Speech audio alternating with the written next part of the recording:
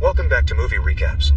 Today I will show you a crime, thriller film from 2005, titled Revolver. Spoilers ahead. Watch out and take care. After 7 years of confinement, Cockney gambler Jake Green is finally freed from prison.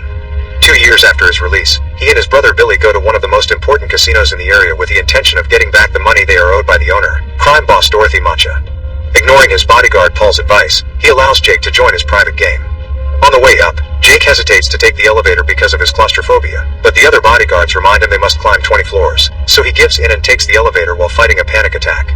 Jake's first bet is on a chip toss against another player at the table, which he loses. But this is on purpose. He's manipulating Macha into a sense of false security, so when he makes the same bet with him, he wins this time.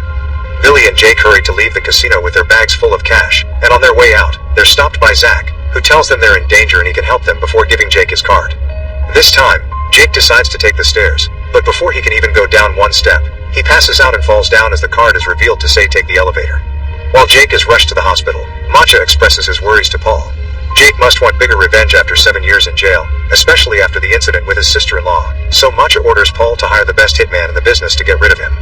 At the hospital, Jake is told no cause for the blackout could be found at a first glance, so he should go home and rest while waiting for the blood test results. Billy goes to his own house while Jake takes the bodyguards for protection, but all of them are shot as soon as they arrive. The only reason why he manages to dodge is that he finds a card on the floor that says pick this up, so he bends over to do exactly so. He tries to escape in his car, but the driver is shot too. Luckily for him, Zach arrives just in time to save him and take him away. The hitman, Sorter, can't understand how he missed, since he never misses, and theorizes someone must have tipped Jake off. What he tells Macha when he scolds him, however, is that he missed because he had a bad feeling. Meanwhile, Zach takes Jake to meet his partner, Avi, who has somehow put his hands on Jake's medical file. The test results are in. Jake has a rare blood disease that will cause his death within 3 days. The men offer Jake their protection in exchange for 2 conditions, which are not negotiable. He must give them all their money, and do anything they ask for, including answering any questions. They give him 3 hours to decide, but Jasky leaves without saying a word because he's convinced they're trying to trick him. The results he gets at the hospital are the same ones, but Jaskier once again thinks the lab must have been paid by Zach and Avi, so he gets a second opinion from his private doctor, who also gives him the same prognosis. After threatening him with his gun to make sure he isn't also being paid, Jake admits he has no choice and, after taking money from the bank, goes back to accept the men's deal. As they go out for a ride, Avi explains they're loan sharks, and it'll be Jake's money that they'll be loaning. After visiting their first client to drop the money, Avi demands Jake to tell him all about his history with Macha. Macha used to have 3 very stupid men working for him called the Three Eddies. They lost their card man before a big game and knew Jake was a good player, so they called him to replace him. Jake wanted to refuse, but they threatened Billy's family, so he had to accept to protect them. During the game, however, the other men on the table began insulting Jake and his mother. Jake wouldn't accept that, so he started a gunfight. The power went off, the money disappeared, and the next thing he knew, someone dropped his name and Jake was being questioned by the police. To keep him from talking, they threatened his niece and accidentally killed his sister-in-law when she tried to protect her daughter.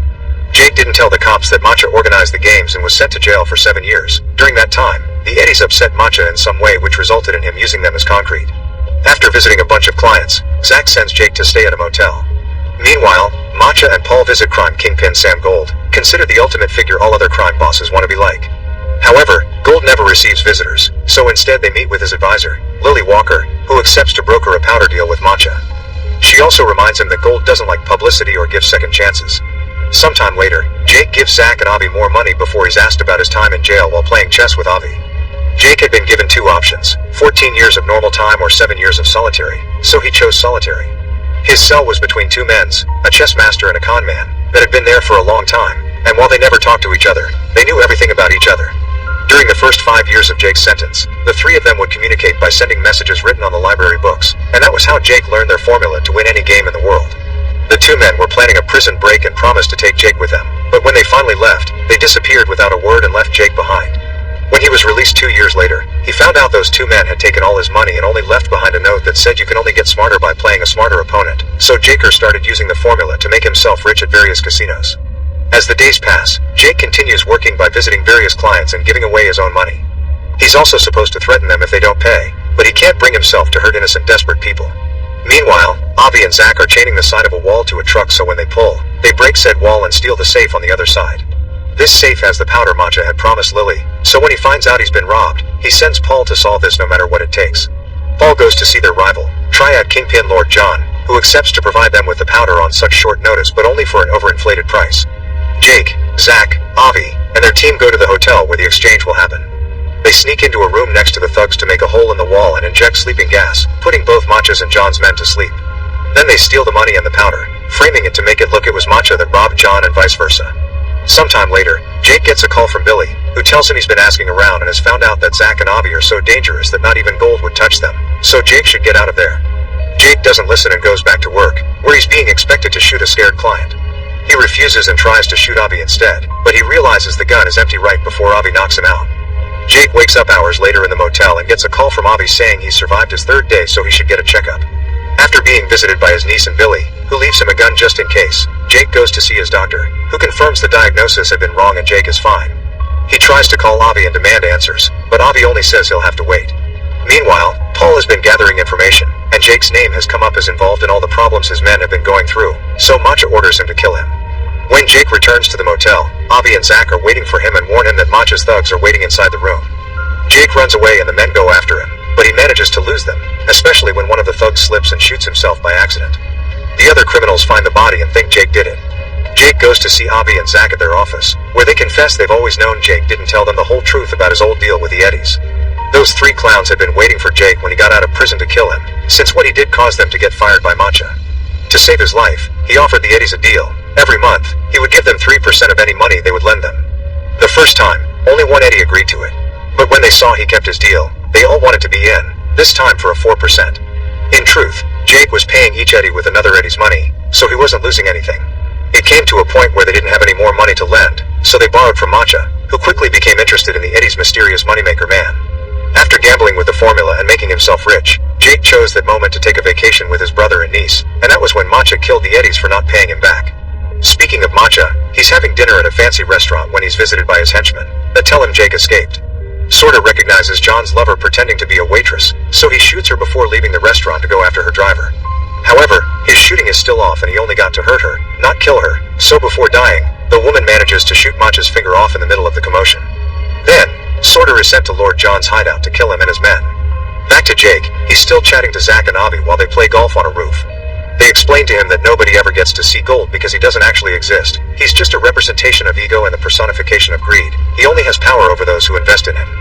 So what Jake needs to do is change the rules of what he allows to control him.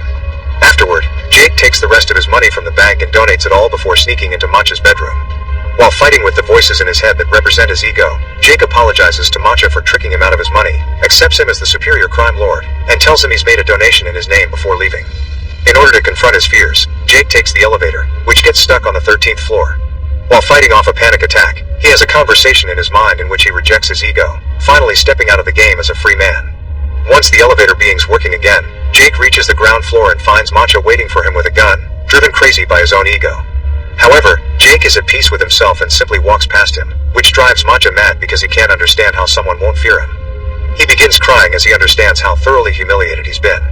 The next morning, Paul brings Matcha all the local newspapers for him to see his name plastered all over them. Jake hadn't been lying when he said he made a donation in Matcha's name, and now everyone thinks the casino owner cares about the community. Matcha is happy to take the credit, but his happiness is short-lived. Paul also informs him that Jake has the powder and he's been playing them all along. Paul, Sorter, and the rest of Matcha's henchmen go visit Billy, who manages to hide his daughter in the cupboard when he realizes one of his bodyguards has betrayed him. Once he's found, the men begin hurting him while interrogating him, not believing when he says he doesn't know where Jake and the powder are. Paul's methods are quickly escalating and Sorter starts feeling uncomfortable, especially when they make the girl come out of the cupboard after they hear her sob. Refusing to hurt a child, Sorter rejects his ego and begins killing his fellow henchmen methodically and effectively, but he makes a mistake at the end and gets killed too. Meanwhile, Matcha is visited by Lily. She brings him a wreath set by Gold, who isn't happy with seeing Matcha's name all over the newspaper since he doesn't like publicity. Lily also informs him that Matcha's time is over and he won't have a second chance, which sends him into another panicking frenzy. Avi and Zach take Jake and the powder to Matcha's casino, where Avi finally beats Jake at a game of chess while confessing the last few details of the story. He and Zach had been the men in the cells next to Jake's, and they always wanted to take him away with them, but he hadn't been ready to accept the truth, implying they had been nothing but merely figments of Jake's imagination. Unfortunately, he doesn't have time to come to terms with this because at that moment, the casino's bodyguards come to take him to see Matcha, who has the girl with him. After dropping the bags of powder on the floor, Jake tells his niece everything will be fine, which drives Matcha mad because Jake is still showing no fear even when he's pointing his gun at the child. Humiliation causes the ego voices in Matcha's mind to reach the conclusion that Jake can't hurt a dead man, so he puts the gun against his head and shoots. Make sure to subscribe and turn on notifications so you can watch more videos like this. Thanks for watching.